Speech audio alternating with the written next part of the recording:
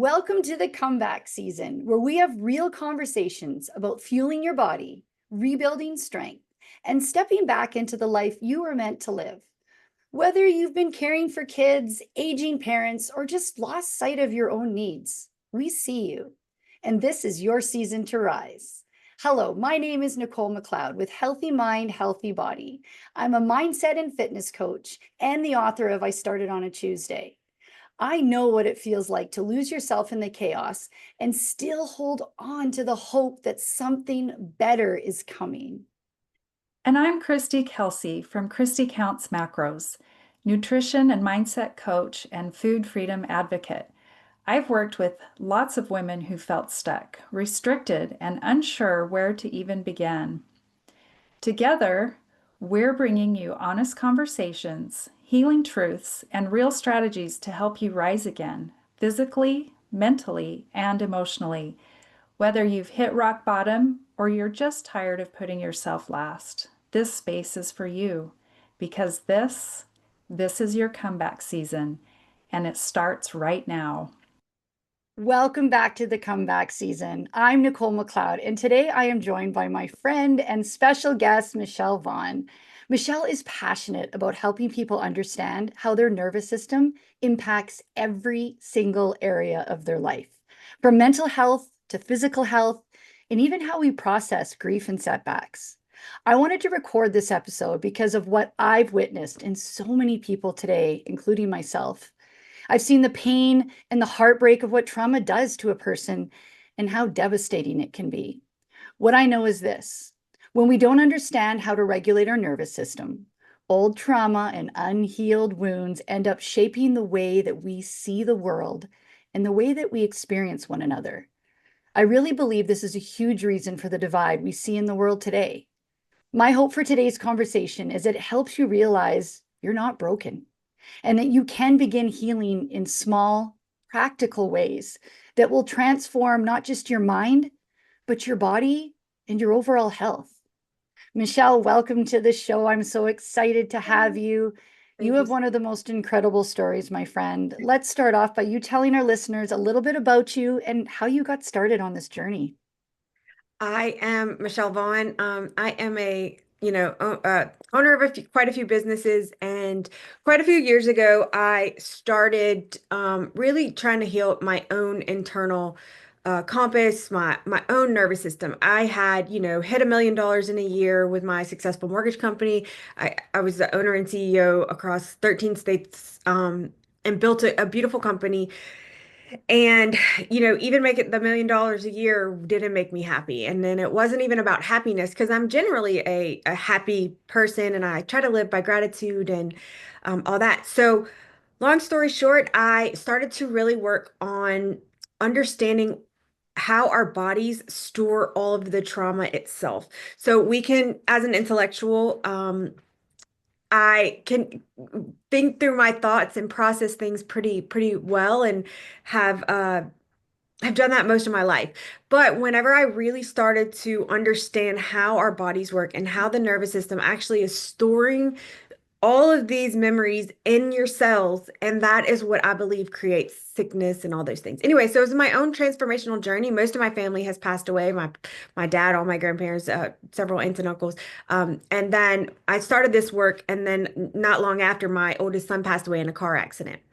And so it was really a true test of the work that I had been studying and I had been writing books on. And so that's where we are. And so that's where the research is just a personal. I tell people I don't study neuroscience and I don't have all the letters behind my name, but I have a real lived experiences and just a real curiosity to help people. And really, I want people to have the experience of joy after grief that I have and to be fully present. Like I feel myself in my body more than I ever did in my entire life.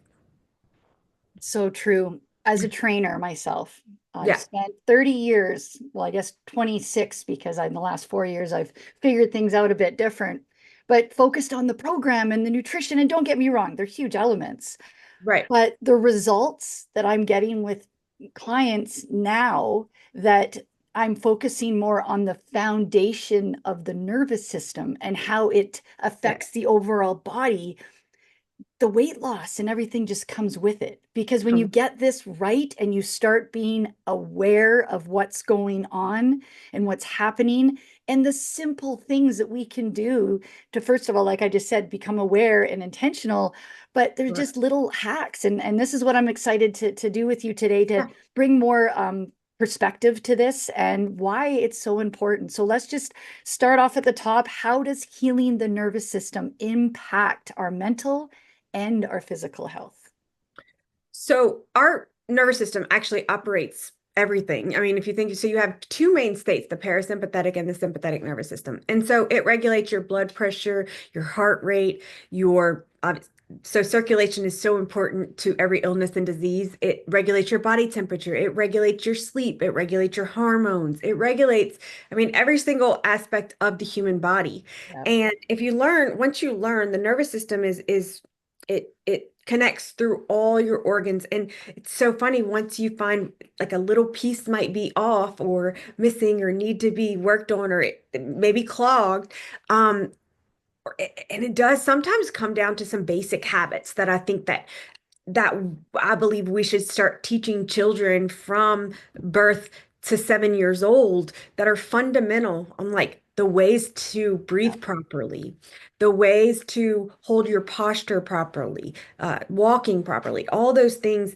Fundamentally, I believe or the key. It sounds so simple and silly, but they're the key aspects for our whole physical well-being. Does that mean that when you have trauma, mental or physical or emotional trauma, the it will help your baseline Mhm. bounce back quicker, right? So I say that all the time. Like, I think I believe in a divine purpose. So when my son passed away, I had already started this work. I don't know if I would have survived it before that. Does that make sense? Because my body wouldn't have been able to do that. And I see like throughout my history, like of really close family members, they died really close to each other, right? And you Yeah. see it all the time because your body physically stores all of those memories. It Um, never forgets, yeah, ever forgets. it never forgets. And so our goal is, well, you can release it through those cells, Mhm. right? And so through the way, so the nervous system basically operates all of our breathing, all of our sleeping, eating, digestion, temperature regulation, blood pressure, all these fundamental things. And so what I kind of backed into it, really. Like, it wasn't like, oh, I just kind of had these things. Like, it was like I backed into the research through my own health and wellness journey, and finally understood, wait, it is the nervous system that I have to really focus on. And the good thing about it is, once you learn these things and once you have the awareness, it's really simple to fix. And it doesn't cost money. It's not like you have to, and that's why I give this information for free away so much, is because it's not a program you have to buy. It's not a pill. It's Mhm. literally daily habits of awareness. Yeah. And so that's basically it. It controls everything. And so that's how we start there. You just said something though. With it never forgets. And so, as we both know, trauma is stored in the fascia a lot, Right. right? Yes. And are there ways to get it out? Like you said, of course we can work through that. But the biggest thing is the awareness. And it doesn't mean, like, still to this day, I caught myself actually today. I did a workshop 2 nights ago about habits and how they happen and why, like, the background for our nervous system and how it reacts, in response to our habits. And caught myself doing the very things that I'm like, don't do these things. And I'm like, wait, I'm doing it. So it's not that you get to a point in life where it just never happens and you catch yourself in bad habits. But the trick is being, like I said, intentionally and aware of what is going on. So when it happens, you know how to respond. Um, the reality is that emotional regulation, in my opinion, is health regulation. Your nervous system is shot. Your mind's not going to be in the right place. Anxiety, depression, all the things come in, just like you started off with, chronic disease. And I will support you on that 100%, because if you really sit back and think about it, like anger, being a really angry person, my dad died full of cancer. And he was one of the most angry people I've ever met. And it literally can eat you alive from the inside. For cancer, heart disease, diabetes, mental illness, schizophrenia. I mean, you can go through and look, I don't like to discredit people's true genetics. And like I do believe they transferred. That's it was funny. I was thinking when you were talking, it's kind of like you know how everybody has that moment where they're like, "Oh my God, I sound just like my parents," right? Yeah, Even though you don't, you wanted to do everything in your power to not be like your mom, right? Or your dad. And so um it's the same thing in genetics. I believe our genetic codes they can pick up on behavioral traits of what you're witnessing, that's so even true. despite of what you really want to happen, right? Mhm. And this is I have so many little theories that I'm still pinpointing, but once we look at the fundamental breakdown of how all these things done and how I tie that back in. So I believe that the genetics, those things are just precursors that you're passing down family line, but it's really just nervous system dysregulation. It's them not knowing what to do with their anger, their sadness, their grief, their trauma. Maybe it That could be, is true, and I believe that 100% that we pass that down. Like I wish that I knew how to teach. I had kids very young, and I wish I could have taught my little boys how to self-regulate, but their mom didn't even know how to self-regulate. I was just getting through life the same way everybody else does, especially 20, 30 years ago. This wasn't talked about. We didn't discuss that. Like what's actually going on in your temper tantrum, right? Why so yeah, many adults have temper tantrums these days. We see them all the time. They're posted all over online for people to see. You yeah, can you can see the pain and the struggle that people have. But understanding it and understanding that generationally it can get passed down from teaching or lack thereof. But fun fact, like something to consider that okay, for example, I'm kind of going off here, but my you're fine. I have my birth father, he wasn't part of my life. My Yeah, brother and I, we were, my dad, who I call dad, who both of them are passed away now, was essentially my stepdad, but he was around since I was a little baby. But nonetheless, when we met my biological father, my brother had we had nothing to do with them growing up. My mhm, brother and him, mannerisms, just the way they hold themselves, the way they speak, the way they talk. And I was like, how is that possible? Like, they didn't, he wasn't around us. yeah. We didn't see that. So genetics do play a huge role in that for sure, in addition to how we're raised. But the cool thing is that the ripple effect is a real thing. So when you get it figured out and you're like starting to do the work and be like, okay, I've had generations in my family of dysregulation and Yeah. trauma, and a lot of the time, all the family drama that is definitely in mine has to do with this, right? And not understanding the what to do. I started to notice that about families, like, because I'm a curious person. And so I started to notice, like, you have these families that were all together. Their families lived to the 90s, right? And they like there's people to me, it's weird because like you still have your grandparents and you're my age, like but there's so many people that have all their family members are living and everybody's relatively healthy and they don't have any kind of trauma. And then you have like me where I have very little living relatives. And um, it was really weird to me. I started to really like, okay, something's up with that, right? And I believe that so as a young teenager, it was weird because I lost a lot of people even as a child. And so like I have been to a million funerals, planned million funerals, and like not a lot of weddings. Does that make that's kind of Yeah. and Yes. so, it was like it was funny because when I was like 15 or 16 years old, I remember telling a close friend, like, I want to be a old grandmother and I want, like, this is the life that I want. And so it was like I could picture myself 60 years from then and say, and kind of understanding that I wanted to be a calm, like, this is something that has been lifelong for me. I wanted to be a calm grandmother. I wanted to be a present grandmother, a vital grandmother that I didn't have to, like, I didn't want my kids to, um, my or my grandkids to have to take care of me. And it's not that I minded ever doing that for any of my people. It was just something that from a young age I wanted. Hmm. And so I want to say like that was kind of my declaration that started way back when it was funny because with like, I have a 19-year-old, my youngest son is 19 years old, and he is a regulated human. And I will say, like, for the last 19 years, I pretty much raised him 100% on my own. I didn't have like, people didn't watch him, people didn't babysit him. Nobody was really mixed. I was also decided at sixth grade, we homeschooled for the rest of his life, so sixth to 12th.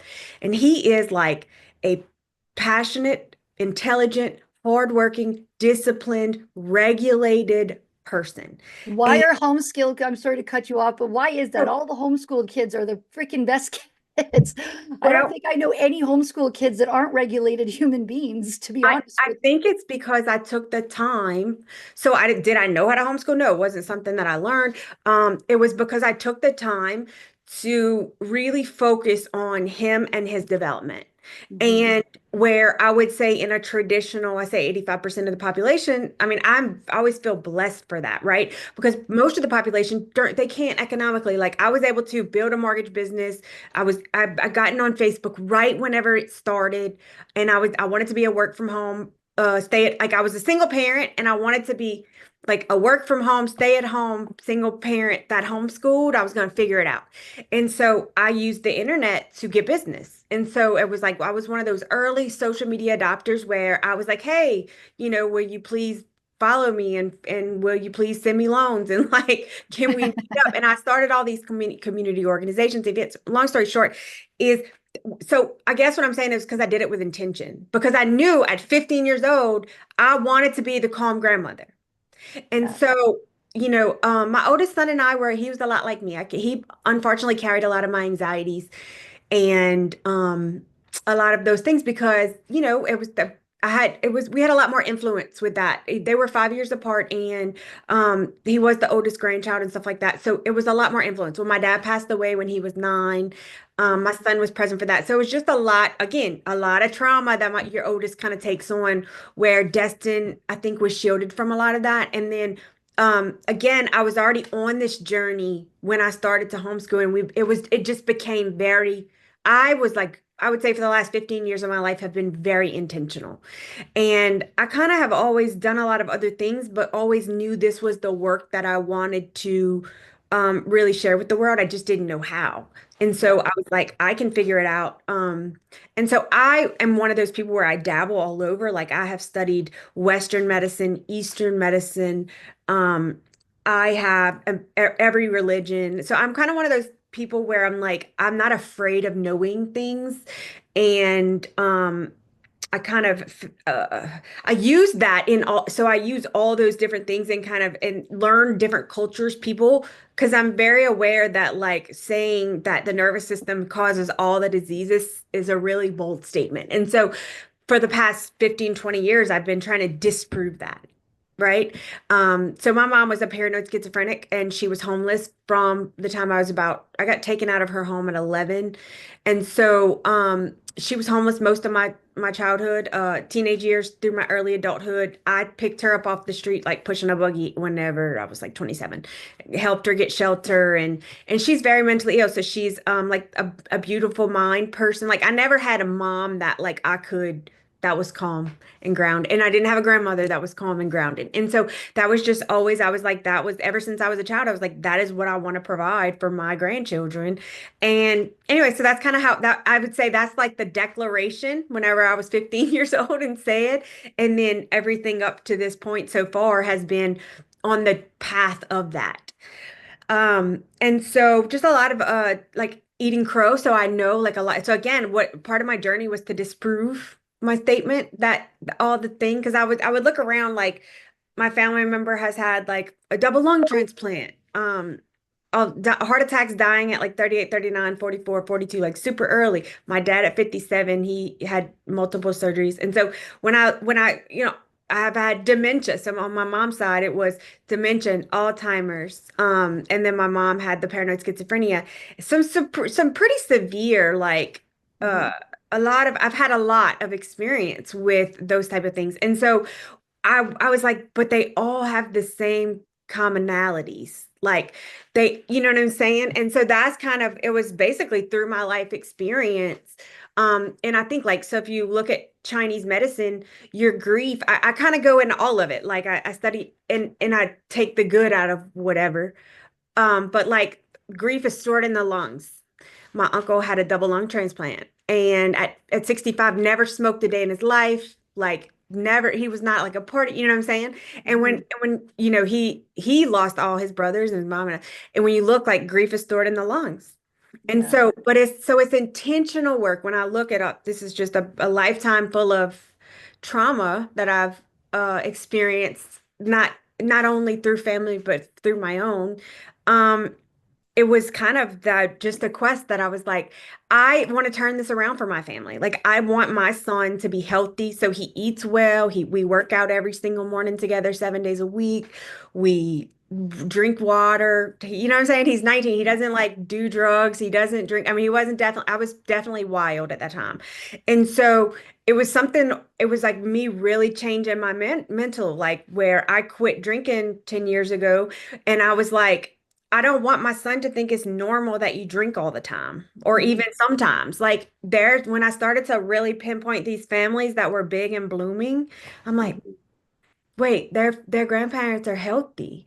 And that's kind of how what got me on there. And so I started saying no to a lot of things. And then it was like, do I want him to do this when he's 40? And it was so I started to really try to look at things from that viewpoint and then just started engineering our life that way. And it's That's hard. so Like important. It's so it, important to understand, Mhm. how you can change generations. And Yes. it's a big part of my life and what I've witnessed in my family and the trauma and the constant battles and the dysregulation and the avoidance and the insisting on not acknowledging anything. And that is a big part of it, is that in order to really understand the nervous system, you have to do the work to understand the nervous system. You need to figure out, why do I act the way I do? Why, Mhm. many personality traits are trauma responses. And we've just, talk about them like they're who we are, but they're just who we've had to become to deal with the trauma that we've had in our lives. And so when you look at the family unit and how dysregulated it is, it is possible to stop that. And the first step to that is, like I said at the very beginning, awareness. So let's talk about that and break down the dysregulation. You were saying that your son is very regulated at 19 years old. That's incredible. And I'm sure there are many people that can say that, but I know there are also many that can't. So let's talk a little bit about what does it mean to be dysregulated and how does it show up in your everyday life? So being dysregulated, so your autonomic nervous system, so when you look at a regulated nervous system, it's one where your breathing is so important to this, but your breathing, your heart rate, your body, your functions, your digestion, your waste, so your kidneys, your liver, all those things are functioning properly. So it really is on a physiological level, as well as most mental illnesses, and studies are coming out now with like depression and anxiety, is just inflammation on the brain. It's the brain can't Yep. get rid of that fluid quick enough to Mhm. function properly. So I always like to imagine, let's just say the part of the brain is right here where you have depression. There's inflammation, let's say in that area. And that's where I believe you have different, and there's different studies on this. But that inflammation is all still regulated by our fascia and our lymph system. And our lymph system is the system, it doesn't really pump out, It but doesn't pump at all. It doesn't have a pump. no, yeah, but if your Movement body, and breath. movement and breath, correct. But if you have, so the way I try to explain that is, let's just say, if you have a properly working muscular and the rest of your system when your blood's pumping and things aren't backed up. So like what'll happen is you get, let's just say your left side is your receiving side. And let's just say you have, reached out for help and somebody didn't help you. Like let's do an emotional example. So you might have some tension that builds up in a left shoulder blade or in on a left part of your thing. Well, so those cells is basically they harden and the Mhm. fascia hardens. And so what happens is then your fluid, your waste can't really get by. It's just like a clogged artery. It makes it smaller to where this stuff can't get out of your system. Then it creates a backup. And that's how the disease and the build, that's all how it takes over, basically. Yeah. Um, and so being dysregulated is, I mean, obviously emotional outbursts, anxiety is huge, is one you can see where you're holding your breath unintentionally. You'll have people that you notice that they may have a holding the breath that they'll be holding their breath for no reason. They just are constantly on high alert, waking up in the middle of the night, not being able to complete task, not being able to exercise, and even if it's a short walk for 15 to 20 minutes, things like that. So dysregulated is, I mean, I would say just like you would imagine in life where they aren't able to kind of function. I don't like the word normal, but You just said complete it function. function Yeah. properly Yeah. without, a lot of headache. Obviously, this doesn't, and I tell people this too, we're not striving for perfection. It doesn't mean out of your, let's just say you look at the last 7 days, that every single seven, that to be your system's going to constantly go between parasympathetic and your sympathetic. It's constantly, it needs to fluctuate throughout the day. People need to understand that it's not about necessarily staying. Yes, of course, parasympathetic, rest and digest. That's a nice calming state to be in, but we don't want to always stay in that. So a So true regulated system is one that is resilient between the two, the two, so that I correct. can go from one to another with ease and not have to, struggle. I ideally not staying in fight or flight for, decades, which so many people do. It's I did it. I I didn't did it. Oh understand. yeah. And man, I could do all the things in life and I could take it all on until I couldn't. And then That's my really how it nervous happened. system, and then my health took a turn. And of course, many doctors are not trained for this. No. When you have stomach issues, when there's so many red flags are, and I was actually just teaching this the other day, our bodies will tell us, but we have to listen. We have to be like, okay, this is why can't I sleep? Overreacting. It is the littlest thing getting to me. Is that making me go over the top? Well, that could be a problem. Am I shut down? Do I not want to do anything in life? Red flag. Looping negative thoughts, ruminating in your head all the time. When you Right. catch yourself doing that, physical symptoms, tension, insomnia, inflammation, as you said, stomach issues is the big one, which was what I struggle with. So many Yeah. people, and I've talked to multiple naturopaths that say that they've had clients that have been diagnosed IBS, Crohn's, all these things, including myself, that actually, when they regulated their nervous system and they actually started to do the steps it took to regulate their nervous system, they got better. So these are all things that I don't think people are really putting a lot of thought into. So my personal goal is, I mean, my personal life, I had POTS. I got diagnosed with POTS. And I mean, I spent a long time like where I would just faint. So POTS is postural orthostatic tachycardia syndrome. Basically, I have relatively low blood pressure and super high heart rate. Not anymore. I have normal blood pressure, normal heart rate. And so basically I would stand up too long, my heart rate would skyrocket, my blood pressure would drop, and I would hit the floor because my body's trying to save me, right? And so for a long time we were, just seen for anxiety. Then they finally recognized that it was an issue. Then it was salt and water. Anyway, when I tell you, like at 35, I had a heart cath. Now, of course, I have a lot of family history of heart disease, but like they put a needle in my arteries. It's scary. I've had endoscopies. I've had, like, when I tell you, the doctors didn't know, and there was no answer. It was, oh, all your blood work looks great. So like, and then I'm like, this is not I'm not, they're basically like, oh, you're just gonna live this way the rest of your life, drink electrolytes every day, and da da da. And I'm like, I'm not living like this the rest of my life. And so that really was the catalyst. I mean, that happened about a decade ago. That was the catalyst for me to say, wait, I am changing this and I'm going to figure out what's wrong. Well, obviously, it was very spiritual journey as well as physiological. But that's kind of how I ended up like on a, my personal experience with it. I don't have POTS and symptoms anymore. My heart rate and my blood pressure are normal. I And can't even express to you. And how many clients I've had over the years that have healed simply by, eating properly, exercise. And this was even before we really started talking a lot about the nervous system. But of course, when you're moving your body, you're exercising, of course, your your lymphatic system can flow properly, and all the benefits of what you said earlier. I don't want to repeat everything again, Yeah. but it's critical. And of course, how you nourish your body is the foundation, 100%. Pair in, the awareness and understanding of how the nervous system ties into that, you're off to the races, right? Yes.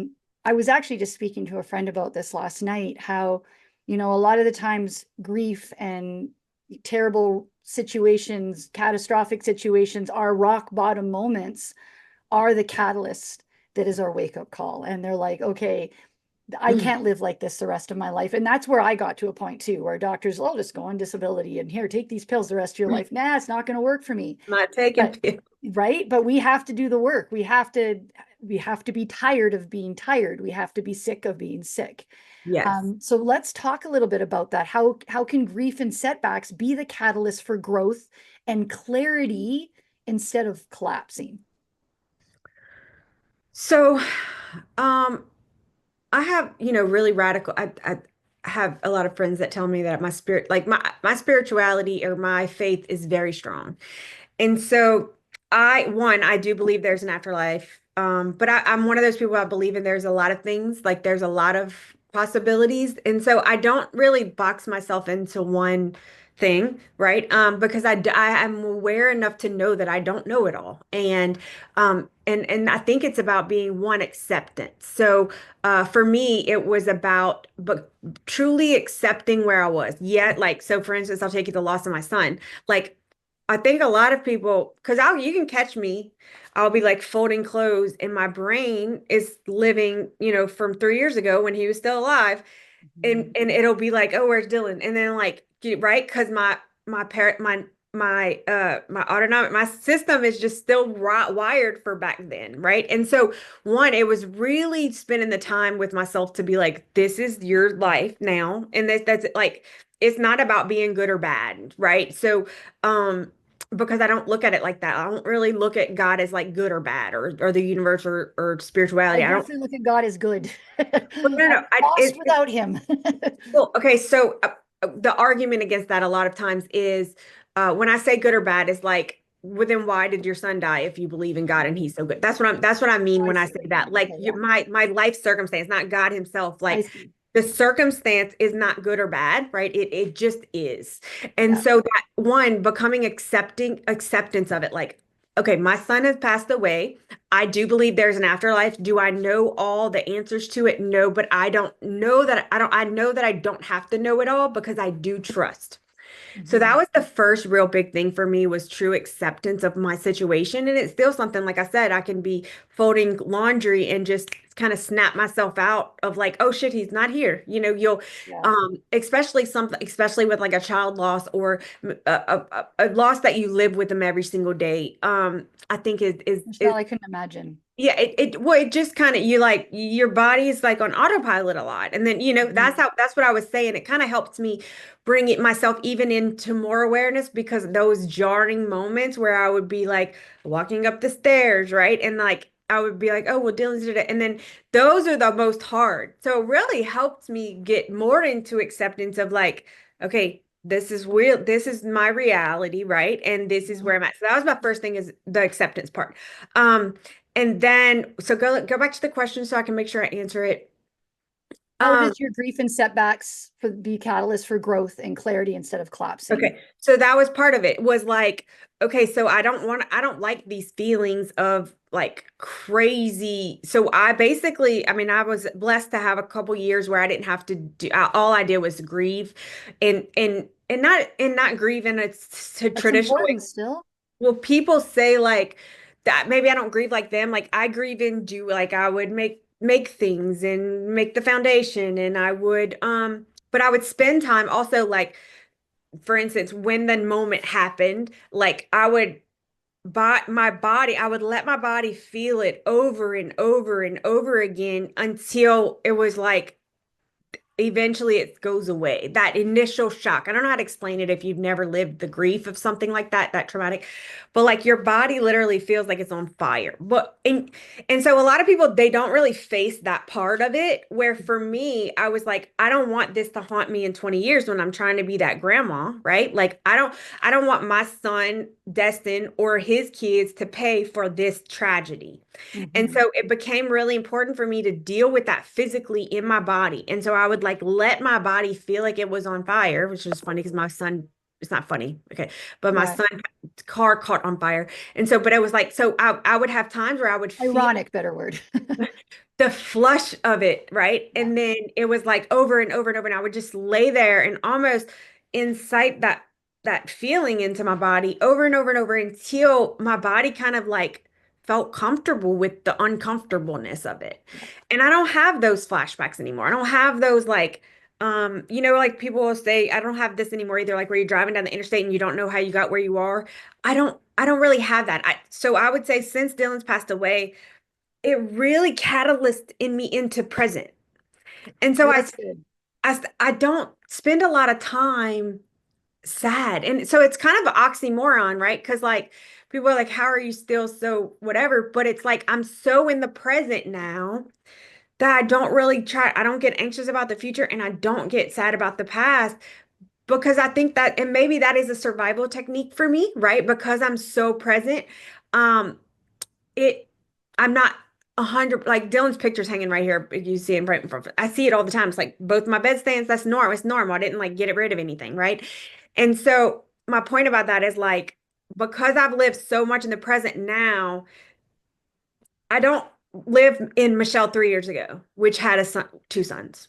Does that make sense? Mhm. Yeah. It's No, I that don't know. makes sense. But It grief looks so different for everybody. And does. It does. I've seen so many things online of people's opinions of, oh, this person didn't grieve that. Well, there is no way to grieve. Like No, yeah. everybody grieves differently. Some people have an undenying faith in God and their relationship with Jesus sets that standard for their life and they're good. And Yeah. other people are like, I'm lost. I'm on fire, whatever their way is. Right. But I think the first step is people that are listening too, that you're not wrong for grieving the way you are. There's nothing Yeah. broken about you. It's just the way that you're processing your emotions. And we Yeah. need to remember that. For Um, me, this was God led. Like it yeah. wasn't something, and still, I mean, I live I say that all the time, like God's the one who raised me. I was 6 years old and I had a moment where I felt like he came into my life and it's just been him and I for a long time. And a lot of stuff that I do don't make sense to a lot of people. They're like, wait, why are you doing this? Or how do you do it? And I'm like, I don't even know. Sometimes I'm like, I don't know. I just, We'll say this is that what all the I was time. led to do. And this is what I'm going to Yeah. do. And so, but with that being said, is the back to how I dealt with it is I think is just one accepting the present reality was Hmm. really because I think a lot of people don't live in their current reality, and that's what happens when Lot. you're not living in your current reality. Then that is what is allowing your nervous system to operate off of a previous nervous system, and this is what I think we talked about it before about like I was talking about my glasses. I know this sounds so silly, but like whenever I was 5 years old, they found out that I couldn't see the big E on the eye chart. And this is somebody who maybe didn't have a lot of trauma, never lost anybody. They have a relatively healthy family. My nervous system from not being able to see was like literally I think about it, like that's when my body it tends to. So imagine you can't see, right? And you're learning to walk and you're learning to talk and you're learning to feed yourself and you're learning all these basic fundamental things, but you cannot, it's like I did not know that a tree had leaves on it. And so my nervous system was programmed, let's act like no other trauma ever happened in my life, right? My nervous system learned how to be on pins and needles in fight or flight mode just simply because I couldn't see. And this is where it becomes so important for people with like disabilities, because I mean, technically not being able to see is a disability Yeah. or whatever. Um, and so when we look at it is I often wonder, would have had I been able to see or had I been given glasses at 8 months old or whatever month, would my body have responded differently? And would I would have been able to rewrite many of the stories that created chaos? Like and that's what I'm talking about is like it I don't know. I'm not trying to rewrite my life because I'm very grateful and thankful for it. But if we're talking about our grandchildren's and our children and our future generations, how we can truly help them is something so simple as sight. Um, Hmm. but if you think about it, fundamentally, my nervous system, it didn't matter what my parents did. It didn't matter. It didn't matter my mom was sick. It didn't matter that my sister tried, my dad tried. Like my family was not shit. They tried. Like it was Yeah. just dysfunctional. So, but a lot of times I wonder, was it dysfunctional because of my viewpoint of the world? Versus, Mm. does that make sense? Yep. Versus, Yep. right? Because like there's many times even since then, like since passing of all the people that like or say Dylan, where I'm like, if I'm having a day where I might be fully in my memory or fully wherever, because I do give myself those days, and I'll read maybe a passage on the internet. I take that passage and I'm really pissed, right? I'm really mad. I'm really angry. Why couldn't they understand that? But on a different day with a different outlook, with a different mindset, I would take it as a peaceful, wonderful passage, right? And Yeah. so we really do see the world through our traumatized nervous system. And that's where I'm saying it's not that I even, fault anyone. I'm not upset. It's not like I'm trying to get back. I don't care. My goal is, can we fix things like eyesight, hearing, autism, all those things? Can can they be healed in a way? I don't like, even the word healed's not the right word, but can they be regulated enough to help people live a better, because then it just compounds, right? Because if you have an unregulated child having experiences in the world, it's going to make it worse for them. One, not only from their own internal experience and how they're viewing it, but how society responds to them, We need to right? become curious in things, and it's Mhm. something that I've really, really, especially in this world, tried to do is, of course, I have an opinion, and most people that know me will know it. However, I will absolutely now do the research. I will dig deep on the opposing opinion of my view Yes. because it is such a gift to understand perspective and Mhm. to broaden your own, knowledge is a gift to your nervous system. And the reason I feel that way, and this is an opinion by for sure, but this world has so much anger and hate and feelings, and we all have our own story. Like for example, you were bullied as a child. You had a kid in elementary school that bullied the heck out of you. And I don't care what I used to not believe this, but I definitely was humbled that it stays with you. If you were bullied as a teenager, as a kid, whatever, you're going to carry that to your limiting beliefs, your imposter syndrome. It's all going to stem from what you thought was that. So that's your perspective. So every single time, our brains don't forget. Emotions are not forgot. The body does not forget emotion. You can heal through At things, all. you can regulate through things, but your body's not going to forget. So every time in life, when you show up to that scenario, even as an adult, where you're feeling that somebody's insulting you, criticizing you, and that can be triggered by an opposing opinion. And I'm not trying to get anything, but into a big, 100%. we know what I'm talking about, what I'm getting there. But when somebody hears an opposing opinion, there are definitely people that instantly feel they're hating them because they have an opposing opinion.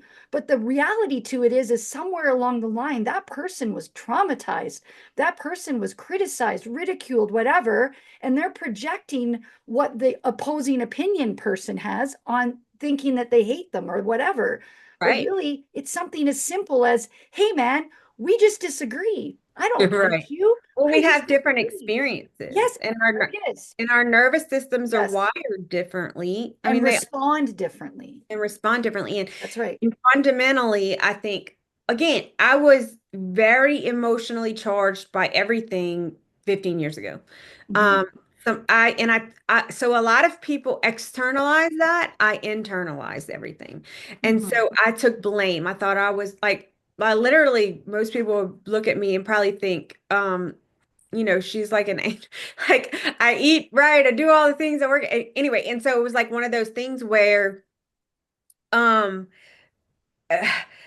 my perception, and it was a good friend of mine actually, she, I grew up with her, and she was like, what you see and what everyone else sees about you is not the same. Of course. Right. So I had internalized some very negative things that happened to me as a child.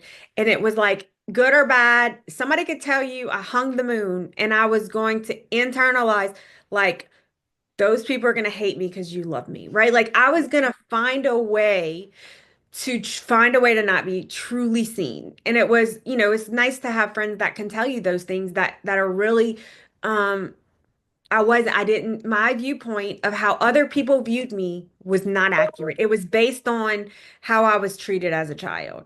And again, when I look back as a child, it was from my older siblings. And so when I look back, like I wonder, did they really treat me that way? Or was my perception that all? It could be a It combination. could be, I was going to say it could be a Yeah, I'm combination. not, and I'm not again Yeah. taking blame. You see how mine's more to internalize it than externalize it. I guess that gives me a feeling of control as a trauma response. But I do always wonder about, like, I always say if somebody asks me what could be my superpower, what would be your superpower, I would be like to see the world through someone else's eyes. And I don't mean just like now you wear the meta glasses and you can see what I see. I'm truly like if I could see it in your brain, right? Like not necessarily. And You could so feel it because that's what empathy is all about, right? When you feel somebody and you're really yeah. putting that And effort in. I mean, I'm very empathetic and sympathetic and like, but it's like that beyond that, right? Like, and I think that's what keeps me curious about people and religions and cultures and things and has really opened doors for me to, again, I don't judge things one way or another for me. Things are, they just are. And like I have so much faith that whatever, like I don't need anything to be right or wrong. That's what I was trying to say about God. Like, I have so much faith in God that I don't need it to be right or wrong or good or bad, right? God Because, tells us to be childlike. And when he tells us to yeah, be childlike, it's not childish. You know, when you were a little kid, and yeah, well, maybe not every child, but you just knew it was going to turn out. Kids just know it's going to yeah, be okay. They just have this resilience that's just yeah, like you look at a child, and I've been around multiple kids that have lost a parent at a young age, and they just bounce back. And I was always like, how do they do that? It's because they're childlike. They trust. Our brains need us to trust us. And when we have this inability to trust the process, as we all know the saying, it yeah. actually makes it difficult on us. And our brains will always try to navigate to future safety.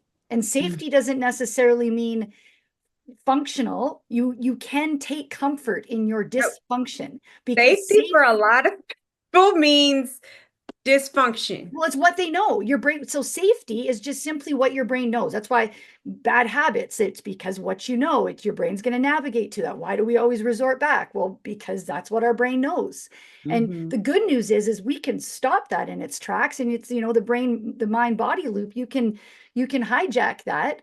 But the first step to that is awareness. There was something else you mentioned. Oh, we were talking about, the anger from, or upset or just perspective on and working through different scenarios, and how we all show up differently for that.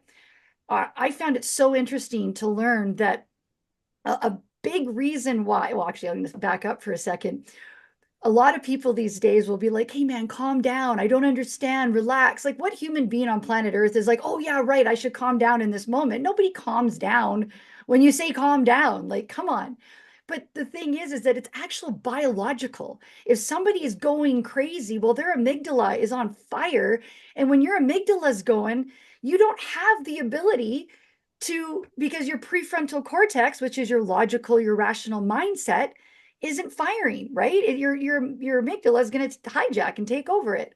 So, and in those situations, we need to remember that regulating yourself through those moments to allow yourself to look at a different perspective. So it's when you're in those moments, what can I do to get myself to a point where I'm like, okay, I need to breathe, apparently. So let's talk Yes. a little bit about that. Let's talk about, Yeah.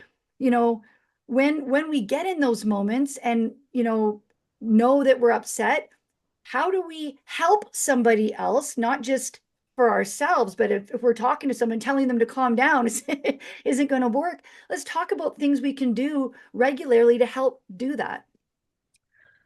So, I think the biggest thing for the first thing is you become a witness. So I would say if you're, let's just say it's not you and it's someone else that you're witnessing their temper tantrum. Typically, if you can regulate your own self, energy is very contagious. I And was going to so say, mirror it. co yeah, co-regulation. So if somebody's yelling at me, right, which I don't think really happens anymore, but if somebody's yelling at, because I don't allow it. It doesn't come in Yeah. my space anymore because I've done that. But let's just imagine somebody's yelling at me at the grocery store off prompt, right? Um, I would lower my voice. I would lower my tone. I'm going to keep my shoulders. I'm going to have a soft smile. And I'm just not a condescending one, but a soft smile. And I'm going to regulate my own breathing. And then I'm going to let them do it. I'm not going to say, be quiet. I'm just going to witness, right? Hmm. Because one of the things I think the biggest things is most people don't feel witnessed. They don't feel mirrored. But when you start that ground, again, I'll kind of imagine my feet going into the ground and I'll imagine my like energy going up all throughout, kind of like this way. I'll just like literally imagine my energy kind of giving them a virtual hug. And you'll see like their demeanor. And this is what I would do with my mom, because my mom used to have these episodes. Um, and it would be like I mean, obviously she's paranoid schizophrenic. And so she still does it. And but I kind of don't, because I think I just learned how to command my energy now, where I just kind of, so I put my feet on the floor and then I'll just, like I said, I'll extend my energy through my center. I'll extend my energy. Imagine my feet like are now putting plants in the thing, and I'm just going to slow my breathing. And then let's just say I'm going from that tone and I'm just going to, yes, I understand. Yes, yes.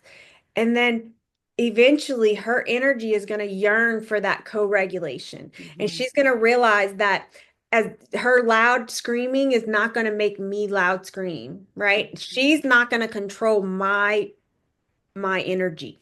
Hmm. And I guess I was given that gift as a young child that I don't let people, I control the energy in the room. And it did kind of make me domineering and stuff like that. But um which I have tried. I learned to tame a little bit. But so I would say that. So one, visually imagining your energy, kind of giving them a hug, mirroring them to the behavior that you want. Let's just say it's a 5-year-old. One, I think you should let kids throw their tantrums.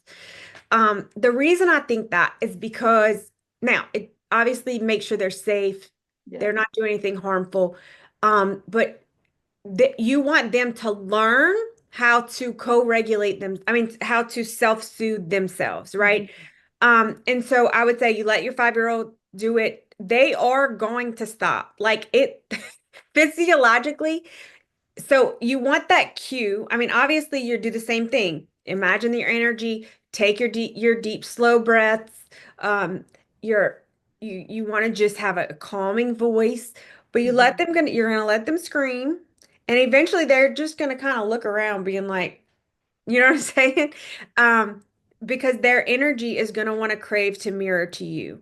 And what you want to teach in that moment is that they can do that themselves. So I would say I have different answers for different people. One, mental, like a true, I don't know if you ever, like a true paranoid schizophrenic episode is very different, or like an aggressive, um, is very different than, I would say, like if you have a 3-year-old or a 5-year-old who's just having whatever. You want them to kind of they're going to figure it out. Like, you know what I'm saying? But I would say learning. So one thing my research is showing is that being witnessed in it with a co-regulated state is so much better than allowing them to do it on their own. So I don't mean like lock the door, like put them in their room, like don't say go in your room till you figure it out. That's not what I'm talking about. Like That's totally how when we're all raised. that's how we were raised. When Destin was little, he would have a screaming fit.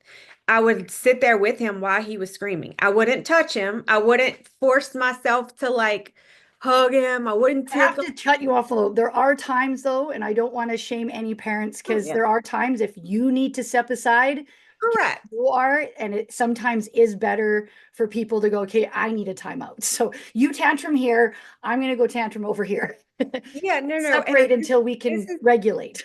This is stuff that you would work up Yeah. to, right? Yeah. It's not necessarily, but it really does. You want them to be able to be witnessed because that coach, just you being present in the room regulated, they will pick that up. Yes. Where if you put them in a room and then lock the door or close the door, I guess it must have been locked in the door. uh, Close the door and throw your temper tantrum on your own, it will create a feeling that they are by themselves. They don't have help. They don't have nobody to turn to. No one cares. Those things can actually happen very young ages versus letting them scream and just kind of, being on your like there's a real art to it. You don't want to be We need nonchalant. to feel validated. And They people need to need feel it. I don't validated. care how old you are, if you're 2, if you're 10, if you're whatever, 100. We need to feel Mirroring validated. back. We need to feel heard. We need to feel loved. We need to feel accepted. Our limbic system in our brain tells us that, right? And so Yes. I think it's really important that we understand that to regulate ourselves and help co-regulate other people, if it's our children or somebody in the grocery store, they need to feel that from us. Just and exactly what you just explained is part of that, right? You're Yeah. showing them, hey man, I'm listening. I hear you. I'm going to stay calm during this situation, but I hear you. Let's get through And, this. and so I didn't get like this overnight. So I want to talk about that too, because this is a daily practice for me. It is not, and it has been for a long time where I practice different breathing techniques. I'm constantly doing movement and exercise to keep my system clean and flow. I only drink really water. I will have a coffee or tea every now and again. I don't drink alcohol. I don't smoke. I eat mainly whole foods. You know, um, I go to the farmer's market to buy all my food. I buy as much as least non-toxic. I don't take any kind of medications. I don't really do Western medicine. I do massage, acupuncture. I do Tai Massage is Chi. incredible for regulating the Yeah. nervous system. I 100. would Yeah, I mean, I didn't even know, but when I was 18, somebody bought me one when I was pregnant, and I literally have been going getting massage every week for that forever. And then finally one day I was like, "Oh, I'm doing that because my body knows I need the co-regulation, Yeah. right?" And so it's little things, massage, and again, these things get expensive. I get it. I don't sometimes like I don't even know how to afford it, all this stuff. But anyway, so I do a lot of that kind of stuff. Not a lot. It got less. Like there was a time where I needed it heavier, and I did a lot of it. But now it's like a once a month thing for me. And then I'll do like Tai Chi is really good. Yoga and Pilates. Me and my son play sports a lot, so we do like pickleball, basketball, tennis, volleyball. We do play a lot of like things like that. We try to do that 3 to 4 times a week, just to we have conversation, and we stopped doing it like eat dinner time. We started doing it more like athletic time. Anyway, I put only good stuff in my body. I don't have a lot of vitamins. I don't have a lot of like all that stuff comes from my food in my body now. Again, this is decades of work. So I It needed doesn't vitamins. happen overnight for Yeah, sure. I needed vitamins at one time. I took my vitamins. Like I didn't it's been a fighting for my life thing. But so anyway, I take a lot of health, like this is daily, like breath work I do multiple times a day. Um all different kinds. And then like I was saying, even being able to hold your breath, I think on the count of under 20 is bad. If you not bad. Okay, so like you take a normal deep breath in, Yeah. normal breath out, and you hold. Once you hold your breath, if you can hold it for 20 seconds, um, under 20 is you're living in fight or flight. From 20 to 40 seconds is like just a regulated system. Over 40 is in you're in parasympathetic rest and digest mode. And like I said, you do want to come in and out of those throughout the day.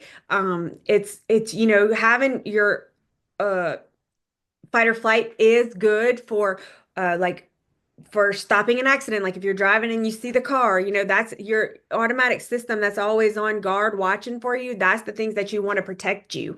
Um, Seeing a snake in your yard or something like that. Those are though you want that system alert, right? Yeah. Uh, but you don't want it because you can't check your mail or you can't check an email or you're afraid to respond to someone or whatever. And On that's to-do list, whatever yeah, it is. Yeah. I got to the point where I was afraid to check my mail. And Mhm. so it was like, why? Like what? So anyway, and that has become so normalized today. And anyway, so again, I go to bed at 8:30. I think sleep is integral part of it. I go to bed at 8:30, 9 o'clock every night. I sleep 9 hours. I am a sleep, I need my sleep. Mhm. Um, I think that's a part of regulating your nervous system and your cortisol and your testosterone and Oh, estrogen. it's the foundation. It's Going to sleep within 30 minutes of to an hour at the same time every single night is really important. So like I had three events all this week that was after that, like I wasn't in bed for my normal time. It was like three nights in a row. I'm like, you know better than to schedule this, right? Mhm. Because, one night, good. I would say if you have a late night, you have one night, then you give yourself a couple days to catch up. And I'm not even talking about like I was still in bed for like 10, but Yeah. but it's one of Crazy those, these days. my body has gotten, see how my body has gotten so regulated that it just knows when to go to sleep. It knows Yeah. when, and it, now upon waking, um, I usually wake up between 5:30 at the latest, and I get up, I drink my water, and I go for a 2 mile walk in the mornings. It's been difficult lately just because like our sunrise hasn't been till 8. So I think I am ready for this time change because I am a morning person. Uh, and so anyway, I've been doing like a double one, but I go on a 2 mile walk, and then sometimes in the daytime, like around, I try to go on a 15-minute walk after every single time I eat. Um, so anyway, just staying active. It is a commitment. It is not, there's no pill, there's no nothing. It's also like resetting your posture. Yeah. When you realize like your autonomic nervous system helps control your breathing. If you have a locked jaw, which I had for a long Hunched time, over. Yeah. yeah, we gotta get and you're hunched over, your none of your system can flow properly. Mhm. And so again, it's gonna restrict your breathing. Your nostrils, right? Let's just say if you have a blocked airway here, or your tongue, if your tongue isn't resting on the top, my tongue was not resting on the top of my uh roof of my, Palate. I Yeah. didn't know, like, no, but that is integral for the way that your tongue is connected to your pelvic bone and Mhm. through your lymph system. And so it's how your body, your core is held together. It's through this posture.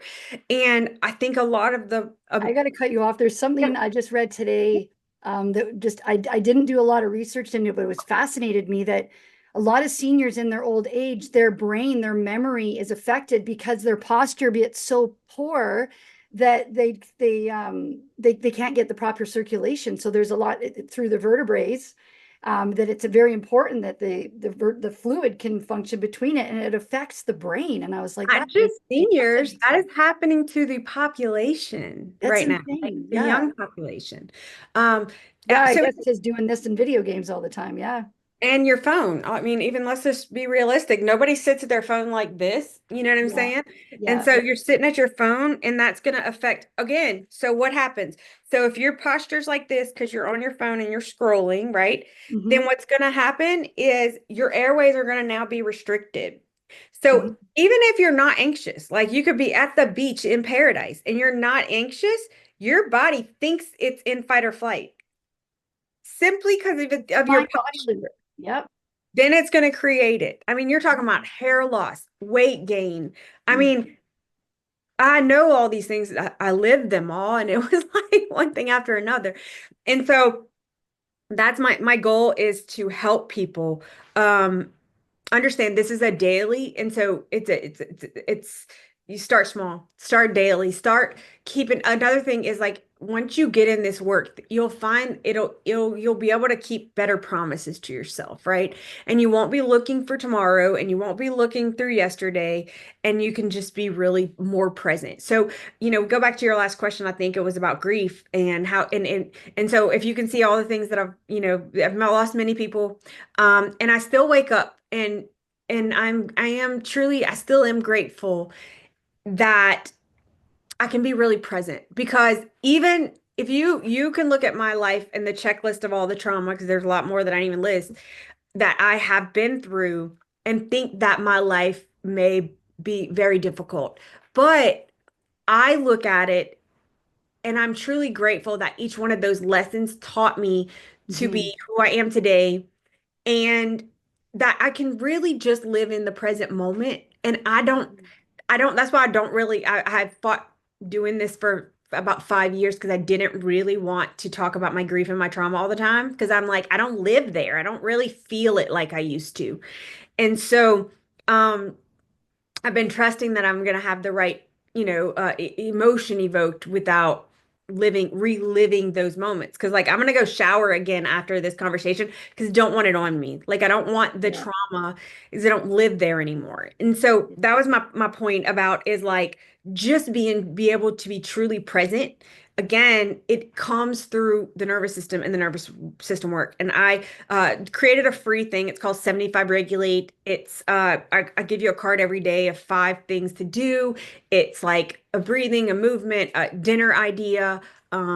It's just a five goals and a reflection prompt. And these reflections, journal things that I journal about every single day Hmm. about mainly um how did it feel in my body today, right? Like how did are your feet cold all the time? Like things like that. Like how is your body? Did you really get there was a time where I did not connect with my body. Like I trusted doctors. I remember this about 15 years ago.